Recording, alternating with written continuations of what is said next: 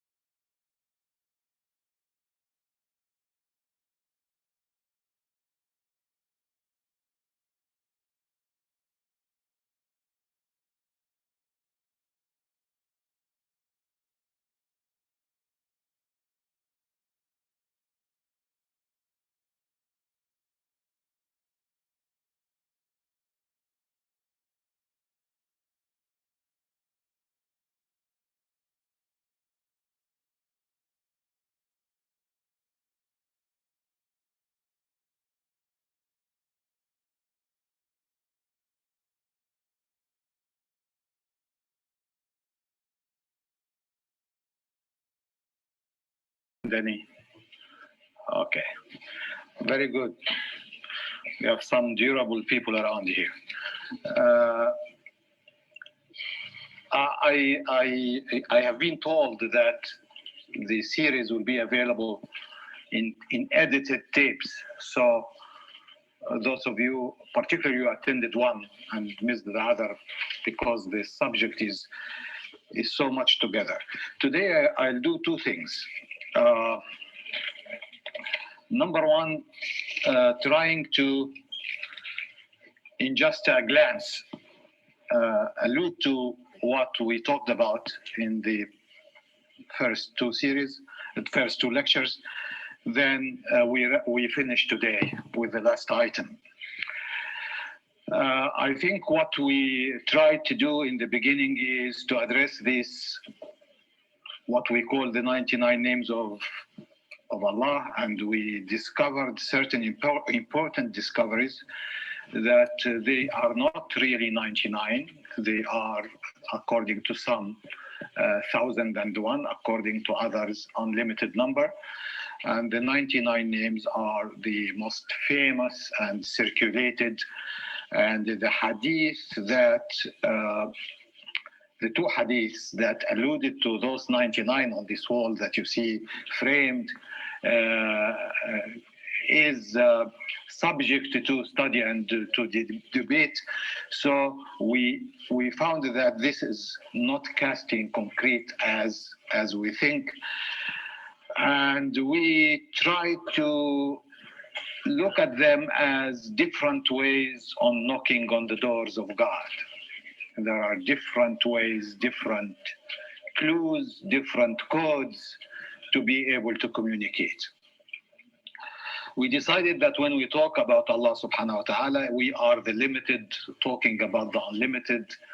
So anytime we think that we put a definition or that there are certain number of words that when you finish them, you already described God, this is a major mistake.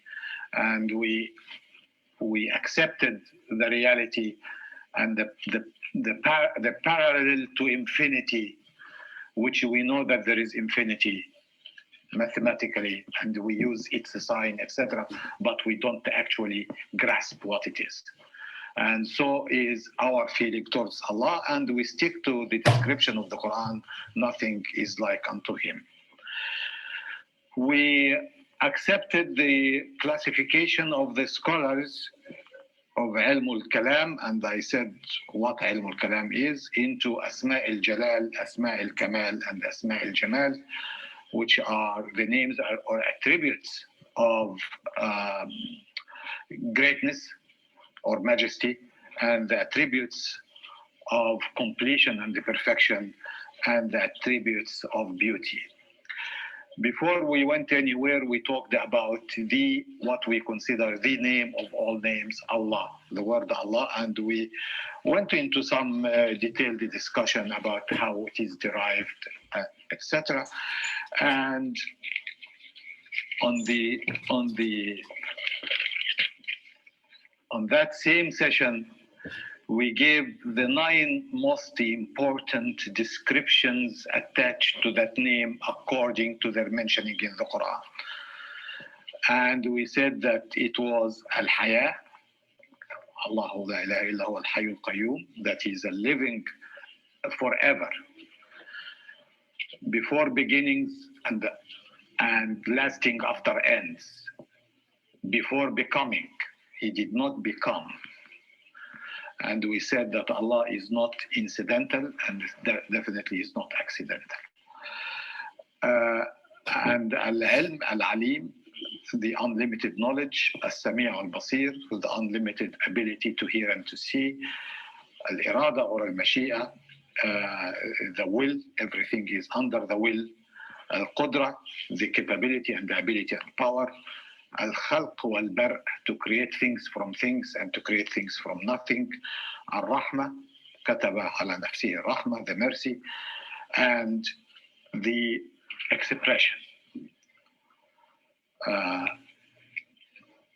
علم القرآن خلق الإنسان علمه البيان, the ability to express thoughts and ideas, and this is why we have scriptures. On the second lecture, we talked about sample, like we will do today. We will not talk about everything, about sample of the attributes of beauty, and we talked about Ar-Rahman and Ar-Rahim, then we talked about Salam. And we said the salam as an attribute of Allah or as one of the names indicates a mixture of peace, blessing, protection, salvation, and salutation. Then we talked about Al-Latif, and here we talked about the fine and refined and the detailed, the micro level of ability and the capability. Then we talked about Al-Halim and Al-Shakur, and we talked about Al-Wadud, the perpetual love, and we talked about Al-Barr, the perfect doer of good in an infinite and unlimited way. And we were supposed to talk about Al-Ra'uf and Al-Nur and Al-Badi' and Al-Hadi, which we could not cover as parts of the attributes of beauty. So I'll fold the page here and see whether we'll have time to come back to those. Today I'll address the last category again in terms of samples, which is Asma al-Jalal, the commandship, the majestic attributes of Allah. And I wanted to remind you the reason that we have this multiplicity is because we are incapable to grasp the whole. So as much as we can, we try to look through so many windows, trying to get a glimpse of the absolute, which we will not get in its entirety at all. But we look from here, and it's like you are in front of the great, majestic, mysterious thing, and you look from here and look from here and look from here and look from here. Except that anything, if you look enough, you will form an imagination at least. But here, this is not the case. If you look more, you get more, but you will never get the whole thing. This is important.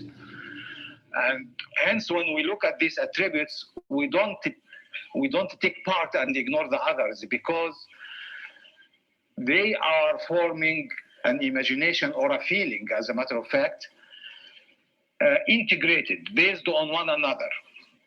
For example, when I talk about Allah Ar-Rahim, the compassionate and the merciful, to me as a Muslim, it will be more complete if I say the merciful and the just, because sometimes justice is part of the mercy. And sometimes the mercy to some person is actually cruelty to his victims. So if you are very merciful to the murderer, you are actually cruel to the victim. So that balance between mercy and just, both are needed when we talk about the completeness, about Allah subhanahu wa ta'ala. So those are attributes, you cannot take a single one of them. For example, if I worship Allah al-Jabbar, the commanding, the overwhelming. This will give me a very skewed spiritual structure, because I am worshiping something that instigates fear in me. How about the love? How about the peace? How about the wadud? How about the grateful? All these things need to be put together to make me the spiritual maturity. And by the way, we coined a new term, should go down in the chronicles, spiritual IQ. inspired by the intellectual IQ that they are talking about now, to elevate the spiritual IQ, to be able to connect more to the truth and to the reality. The first one from Asma al-Jalal, the names of mightness and majesty. The first one I selected, because I will not talk about all of them, is Al-Malik. Al-Malik, the owner and the ruler of the creation. So there is nothing outside this kingdom. There is nothing exists or even does not exist or will exist or did exist that was outside the ownership and under the ruling of Allah subhanahu wa ta'ala. So it is a kind of kingdom that in itself is unlimited, at least in our eyes, at least in our limited eyes. Probably Allah subhanahu wa ta'ala knows it all, not probably, definitely. He knows where it begins, where it ends, etc. But for us, it is an unlimited kingdom of Allah. It is the completion of Al-Khaliq, because someone can say, the fact that he created everything should have been enough, so I don't have to say Al-Khaliq and Al-Malik. No, as a matter of fact, it is not enough. Because you can create something, but you don't own it. Number one, you can create the idea that somebody else takes, or I can create whatever and give it to you, and it becomes your ownership, or sell it to you. So it's not mine anymore. But the Malik that we are talking about here, it is a continuous, unlimited state of commandship, ruling, and ownership. Because everything that Allah created will fall into this arena of His kingdom. So He owns what He created and He rules it. وَأَعْطَى كُلَّ شَيْءٍ خَلْقَهُ ثُمَّ هَدَى. He gives and He guides and He rules and He distance, etc. in an unlimited way. So that attribute of Al-Mulk, and this is why we say قُلِ اللَّهُمَّ مَالِكَ الْمُلْكِ. You are the owner of everything that's owned, the king of everything that can be subjected. You are the owner of everything that you created, and you are ruling it. That is the kind of the feeling that we can get when we knock this particular knock on the door of Allah. Because as we said last time, that things that we know, there is nothing but two things: the Creator and everything else is created. We don't have the problem of having it hazy, that the Creator is in the creation, or the creation in the Creator, or the Creator was incarnate, or have a divine part and human part. We don't have that in Islam. We have things are two things: the Creator and everything else that was created by the Creator. And we are adding that everything else that was created were within His kingdom. And not within His kingdom only, under His rule. So we have it crystal clear in our mind. This kingdom, as I said, is unlimited, at least to us. And this is why we find different aspects of this ownership. For example, in Al-Fatiha, Maliki Yawmiddin, or Maliki Yawmiddin. He is the owner of the Day of Judgment. And what's the Day of Judgment? It's something that didn't happen yet. We don't know exactly, precisely how it will look like, except from descriptions. It is definitely in Al-Ghaib, but He is the owner of that also. Then He says, the Quran says in another verse, وَلَا يَعْلَمُ جُنُودَ رَبِّكَ إِلَّا هُ. The soldiers of your Lord or his powers are not known to none but him. So there are so many factors within that mulk that we can't even phantom, we can't even imagine. That's only within his knowledge. When we move, the next one I wanted to share is Al-Muhaymin. And let us look into what it means according to the most comprehensive Arabic dictionary. And you'll find that each word of those, to translate it into English, you have to use several words because, of course, languages are different. The Al-Muhaymin is the protector, the guardian, the one who sees the evolution and the growth of his creation, leading them to where they are destined to be. The one who has the final say and the final decisive command. Let me repeat this, because I think it is important. Because sometimes we feel or we think that it is just a repetition of terms. No, each term is precisely describing a different domain. And here the domain, because what comes to our mind, the Muhaymin means the strong. No, it is more detailed, more intricate, more complex than that. Definitely you cannot be Muhaymin over something unless you are strong. A weak person will not be Muhaymin on anything. So it is, you got to be strong, but it is not only that you are overpowering. No, it is that strength is expressed in protection, the guardian, to take care of, who sees the evolution and the growth of his creation, leading them to where they are destined to be, and who has the final say and the final decisive command, the bottom line decision. This is why, let us put a parable. I say you write a paper, but I am, for example, I am a teacher. You write whatever you like. I am the teacher, I am the Muhaymin. And I delete this and change that paragraph, and the final paper will be the one that I approved.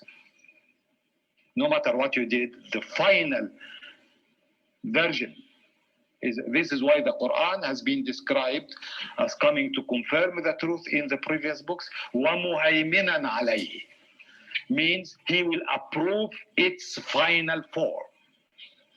And this is the description of Quran vis-a-vis the Psalms and the Torah and the Bible, etc. It's not another book. It is not another volume in the library of scriptures. No, it is the final say. That books evolved, developed, tampered with, deviated, corrected, whatever, then there is a final form that Allah wanted to be. And so he sent the book Al-Muhaymin. And once this action of Haymana took place, this is the way it is. This is the final line of reference for all of us. So Allah subhanahu wa ta'ala is Al-Muhaymin. Then we'll come to Al-Aziz. And in all the translations we read is Al-Aziz is the powerful. In other words, Al-Aziz is Al-Qawi, the powerful, or the strong. It is also not just that. And I want here to digress and remind you what we said, that any attribute we say, extend it to infinity. Extend it to infinity. So if I say I'm strong, and Allah is strong, the conclusion is not that we are the same. I have the limited strength, Allah have the unlimited strength. if I say I am Rahim and Allah is Rahim. No, it's good that I am Rahim, but this is local timing, according to the local time of vis-a-vis the eternal timing of Allah subhanahu wa ta'ala. So Al-Aziz is the mighty whom no force can even come close to compare to. The source of power, not the powerful only, but the source of power, and the grantor of dignity. Here is power is attached to dignity. وَيَبْتَغُونَ عِنْدَهُمُ الْعِزَّةِ. Do you want to get your dignity and power from those people? فَلِلَّهِ الْعِزَّةُ جَمِيعًا. Everything comes from the main source. لِلَّهِ الْعِزَّةُ وَلِرَسُولِهِ وَلِلْمُؤْمِنِينَ. The Izzah is to Allah, and He grants it, He bestows it on His messenger and the believer. So he is the source of that kind of dignifying power that should make us not bow to any power but to Him, not to seek our power and our protection and our dignity from any other source than from Him. And if you look and ponder, you will find the people seek this kind of power from so many things. For example, some people want to say, I'll get that because of the protection of my big family. Or I'll be very rich and I can buy anything and anybody I want. Or I have the greatest army or the greatest guns in whatever. What happens, human history tells us that all these kinds of sources of power don't deliver at the real time of need.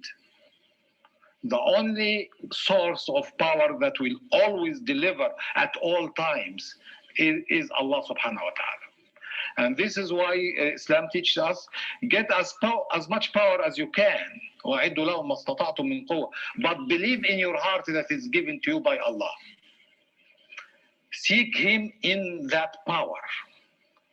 Because if you forsaken Him, this power, this bank account or this car or this family or this home will not help you when you get simple constipation.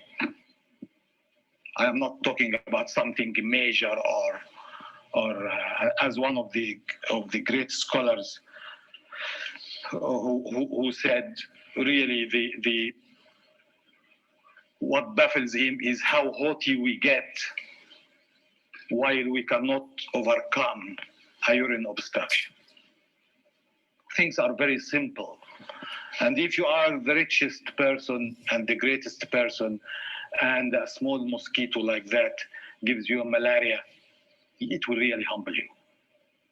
So we got to be very aware of the relativeness and the limitness of the other sources of power.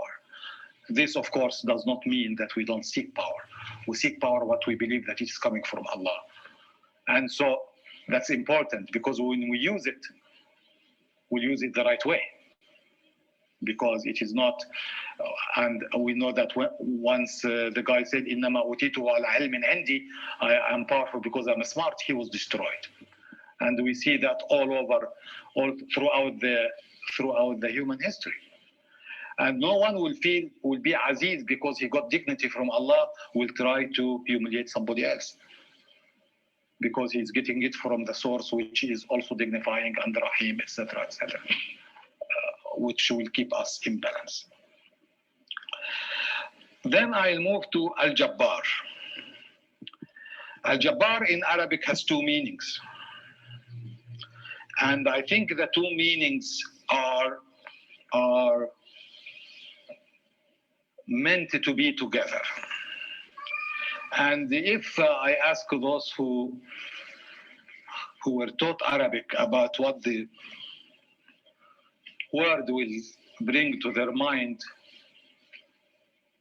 they will say things that will be very deficient describing the real meaning of the word, because Al-Jabbar means the powerful, the overpowering, and also we use it to describe the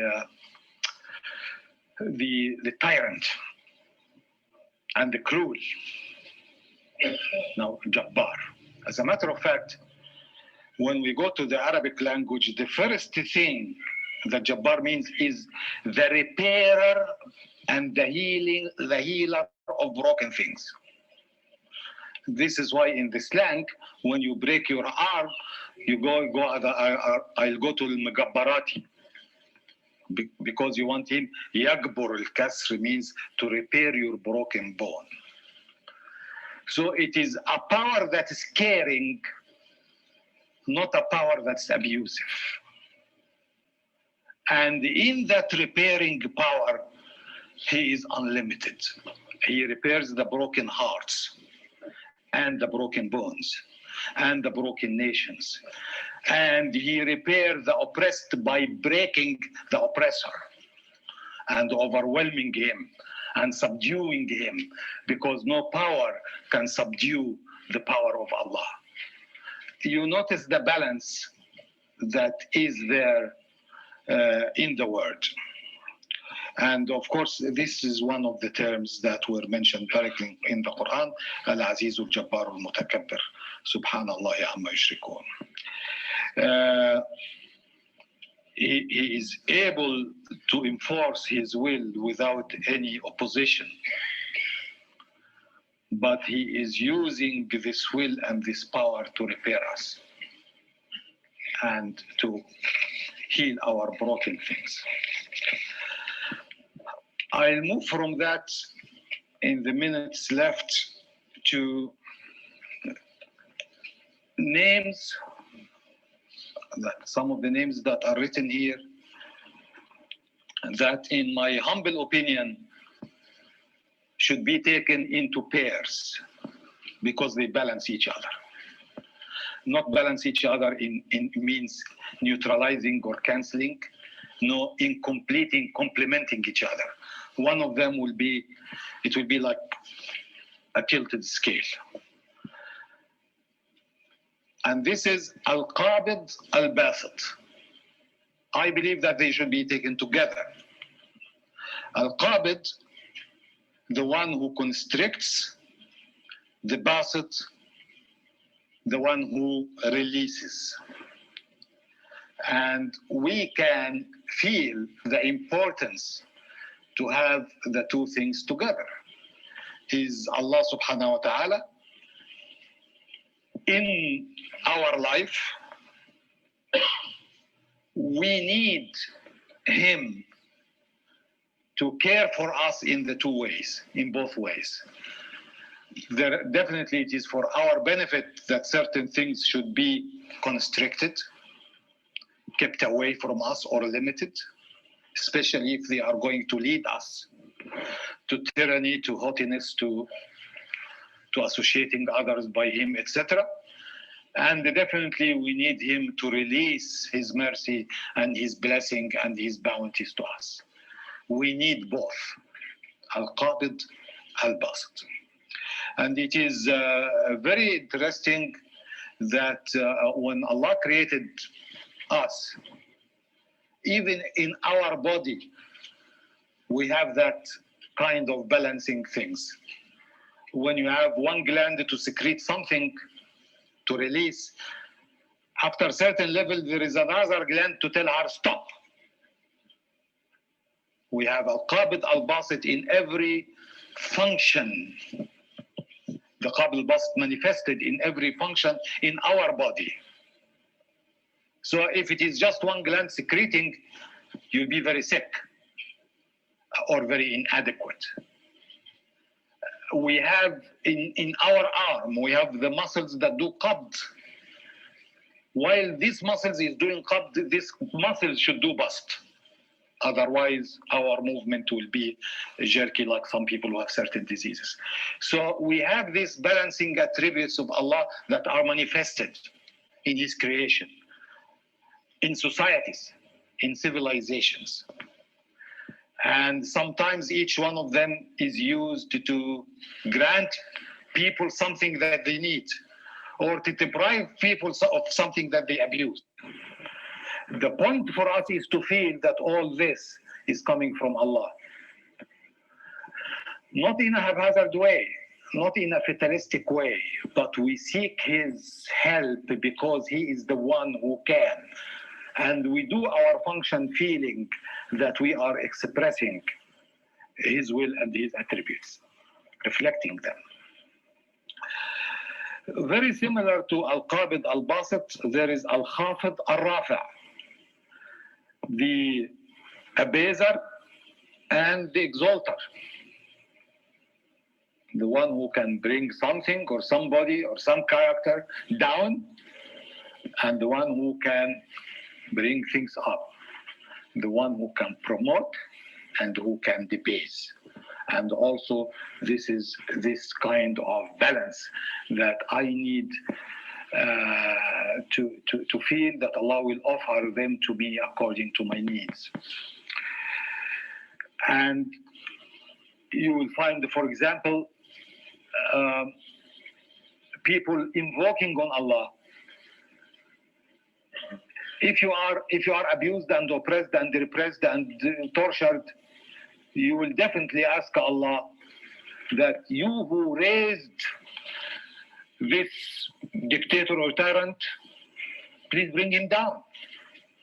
I need this attribute to call on. And at the same time, you who seeing me down, bring me up. So we both are needed according to the situation and to the context. Along the same line, Al-Mu'izz, Al-Mudhill. The one who honors, the one who humiliates. Along the same parallels that we talked about. Both are needed. Both are needed even in the life of the same person. Even in our own lives. Sometimes we do need, even if we don't acknowledge it or accept it, we need a humbling thing to bring us back to senses. How many times do we take things for granted? How many times do we feel that, it's always, we feel that life is endless. I'm sure all of us in this room, if I ask you instantaneously, you are under an illusion that life is endless. None of us really feels that he's going to die or she's going to die. The fun thing or the sad thing is that we are. As a matter of fact, we are dying while we are talking now. Every moment passes.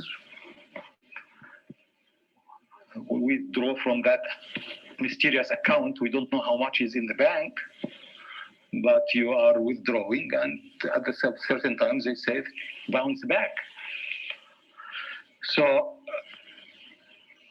this should have been a talk for fundraising for the washroom. Remind me to repeat it.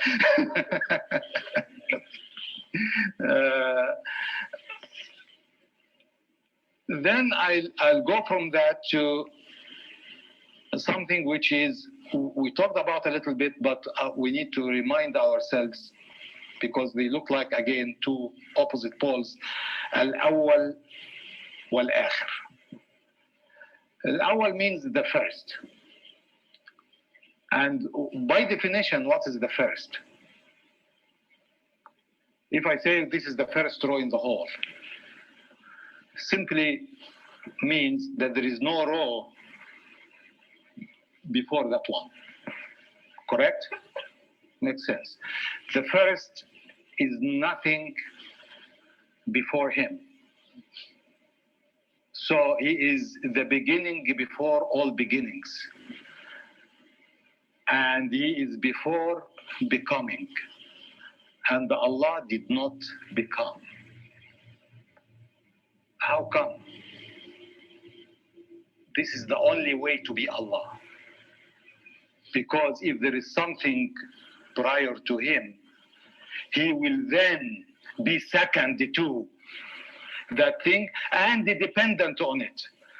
Because for you to be the second row, you need the first row. You can't be the first row and you the first row and you the first row. It doesn't work this way. It is illogical, as they say.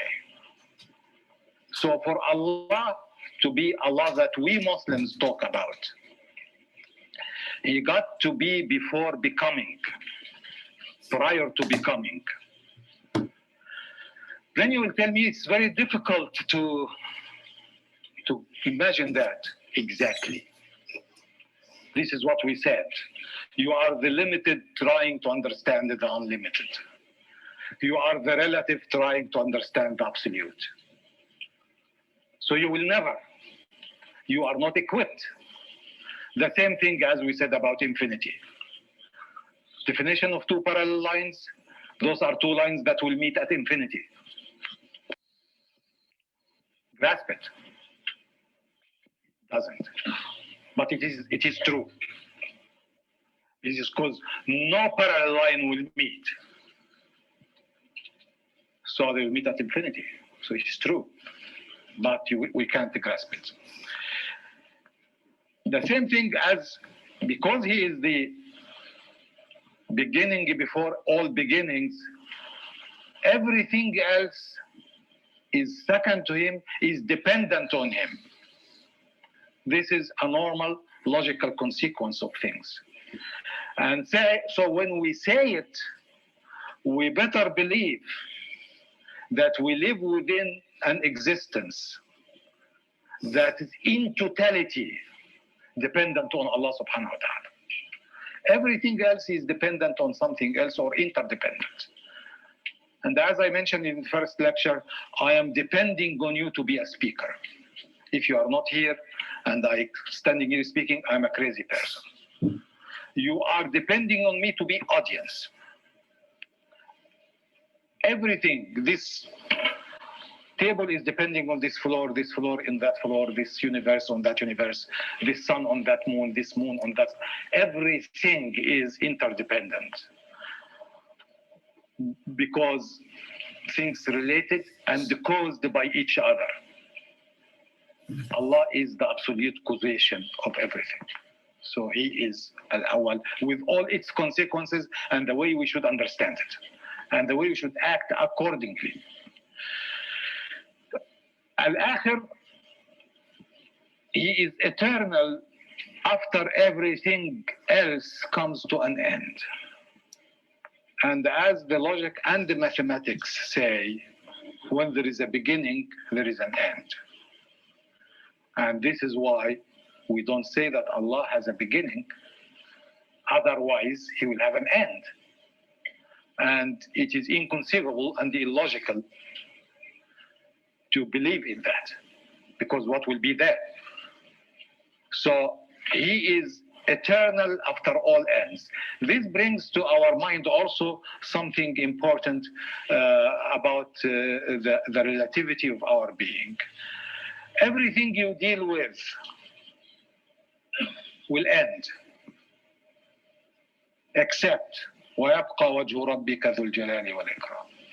So everything will return back under submitting to that everlasting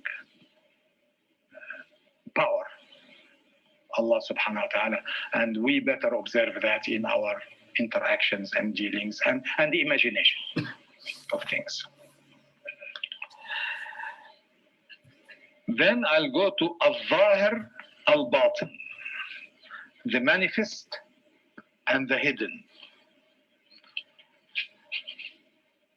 And this is also is quite challenging. Allah is so manifest in two ways. Number one, everything is testifying to His presence. It needs a great deal of blindness, utter blindness of the eye, of the mind, and of the spirit, not to see that. But at the same time, you can see Him. And this is why The Quran said, ما كان لبشر أن يكلمه الله إلا وحيا أو من وراء حجاب.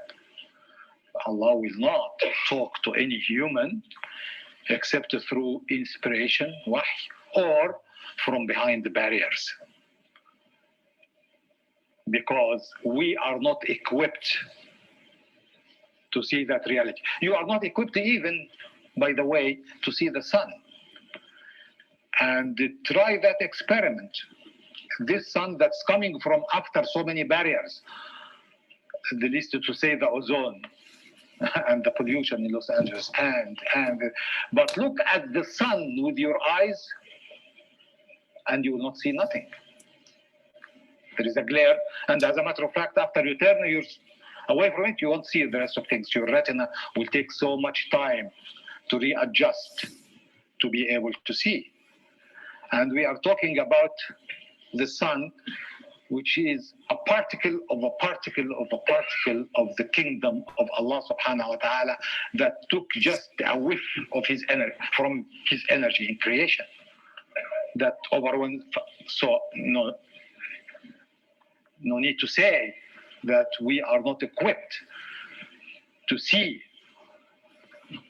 Allah in entity. We cannot. And this is why when Musa asked, Allah said, no, you just look to the mountain. We need a mediator here.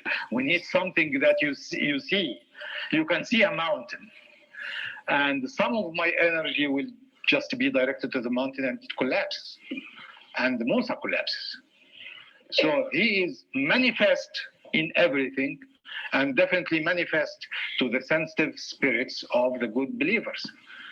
There are people, sometimes we discuss and we argue and we try to prove that of course there is God, etc. For some people this is totally irrelevant.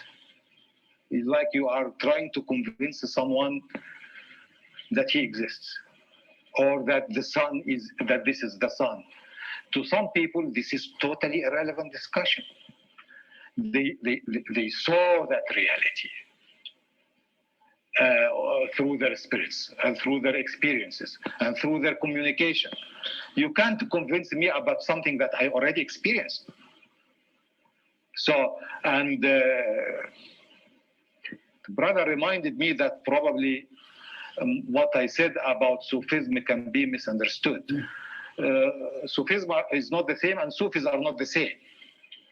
There are some people going way off the field, but when we talk, we are talking about this spiritual experiences that defies the materialistic or mathematical explanations, because certain people exercise their spirits to a level that they could see realities that they talk to us about, and it's up to us to believe them or not, because this is their personal experiences also.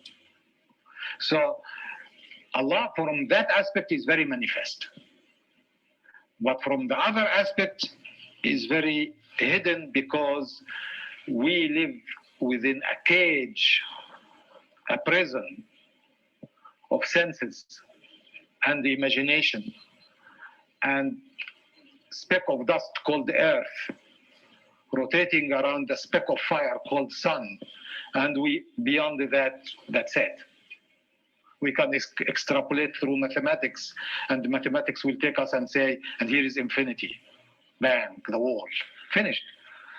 We cannot see beyond that. So, and we cannot imagine beyond that, because you imagine things based on what you experienced in your life. So from that perspective, Allah is so hidden. يدرك الأبصار ولا تدركه الأبصار. So he sees our visualization, but our vision cannot grasp him. And this is also an important thing to imagine in ourselves. So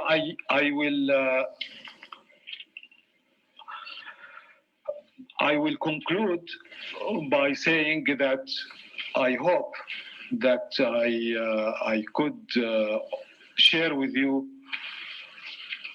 some of the attributes of Allah within the most famous or most popular 99 attributes that Muslims use in their books. And I hope that we agree that we are talking about something unlimited.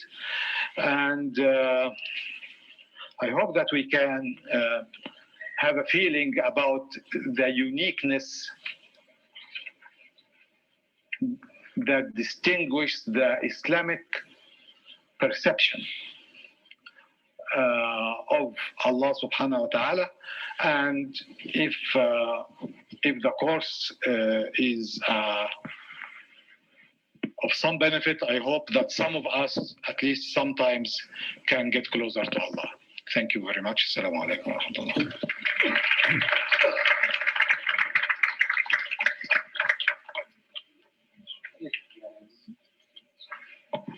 We can take 3 questions.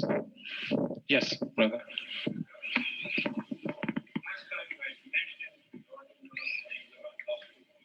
Yes.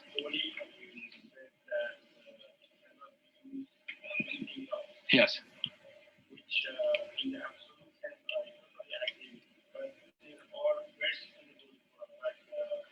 You said the Holy Quran, for example, verses in the Quran. Yeah. Yeah.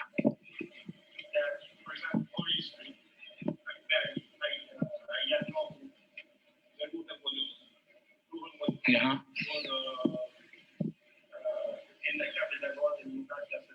Yeah. Yeah. Yeah. No. Ruh al-Qudus or Madinat al-Qudus or Al-Wadi al-Muqaddas, those are descriptive terms. Like I say, the great building.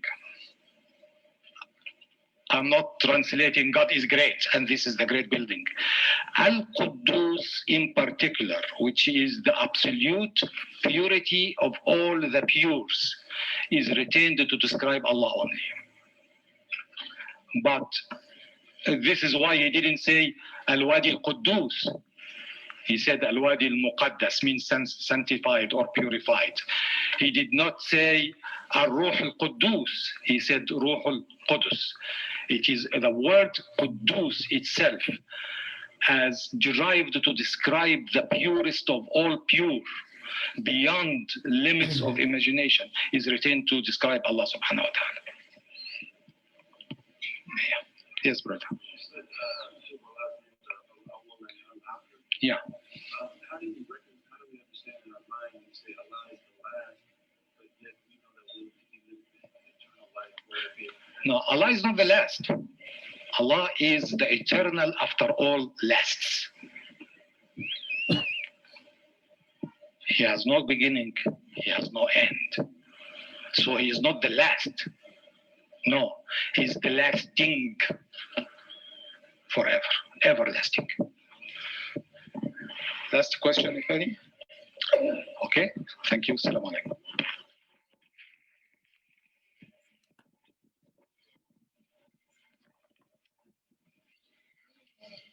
Thank you very much, Dr. Hathout.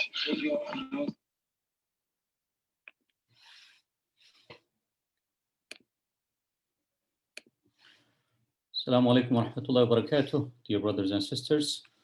Our lecture is ending here, but before we finish, I have a few things to say. First, I would like to again thank and pray on the soul of Dr. Maher Hathout. May Allah subhanahu wa ta'ala bless him. The Islamic Center of Southern California community benefited him from a lot, and we are still benefiting and reading his books and listening his audio and video. Speaking of his books, as I mentioned last time, he has such a great books such as In Pursuit of Justice, Islam 2.0, Inspiration from the Life of Prophet Muhammad, peace be upon him, are the ones that came to my mind, and there are a few others. Please read these books if you can. And then also the website that we just used is created out of the work of Dr. Maher Hathout and then also Dr. Fethi Uthman. And the website is called MuslimReformInstitute.com. So if you can go to this website, please you can find plenty of, audios and videos and maybe even the articles that you can read, be it from Dr. Maher Hathout or Dr. Fathi Uthman. And then also in this case, I would like to thank Dr. Raja Hathout and Brother Ramzi Hakim and Sister Jihan Hamdan, who worked diligently and then created this website. I'm sure there are a few other people. I hope they forgive me, but not to mentioning them. But please, keep them in your prayers. May Allah subhanahu wa ta'ala, bless their works, bless their family members. And since, each time we ended our program with the prayer, I'm going to, inshallah, pray and invite you to say Ameen for the soul of these beloved community members, who led the community and then passed away, and remember their legacy. Please, Dr. Hassan Hathout, Dr. Maher Hathout, Dr. Fathi Uthman, and then Dr. Omar Alfi. And recently, one of the prominent community members also passed away. Actually, he passed away last night or 2 days ago, Mr. Abid Awad, and his funeral is going to be on Wednesday, inshallah. So please keep them in your prayers. And again, I would like to pray, and please join me in praying for their souls, inshallah. بسم الله الرحمن الرحيم الحمد لله رب العالمين والصلاة والسلام على رسولنا محمد وعلى آله وصحبه أجمعين. اللهم اغفر لهم وارحمهم وعافهم واعف عنهم وأكرم نزلهم ووسع مدخلهم واغسلهم بالماء والثلج والبرد ونقهم من الخطايا كما ينقى الثوب الأبيض من الدنس. اللهم ادخلهم الجنة، اللهم ادخلهم الجنة وأعذهم من عذاب النار، وأعذهم من عذاب النار. اللهم اغفر للمؤمنين والمؤمنات والمسلمين والمسلمات الأحياء منهم والأموات إنك سميع قريب مجيب الدعوات. آمين. والحمد لله رب العالمين. الفاتحة. بسم الله الرحمن الرحيم الحمد لله رب العالمين الرحمن الرحيم مالك يوم الدين إياك نعبد وإياك نستعين اهدنا الصراط المستقيم صراط الذين أنعمت عليهم غير المغضوب عليهم ولا الضالين. آمين. Thank you so much for joining us, dear brothers and sisters. I would like to remind you that, inshallah, we'll be back on tomorrow at 7:30 with our weekly or weeknight program called The Message of the Quran at 7:30 p.m. via Zoom and via Facebook. Please join us and invite others. And then the following program will be on Thursday, Spiritual Fireside Chat. And my guest is going to be Salam Al-Marayati. And then he will be talking about justice and equality, inshallah. And until then, thank you so much. Assalamu alaikum wa rahmatullahi wa barakatuh. Have a great rest of the day, inshallah. Assalamu alaikum.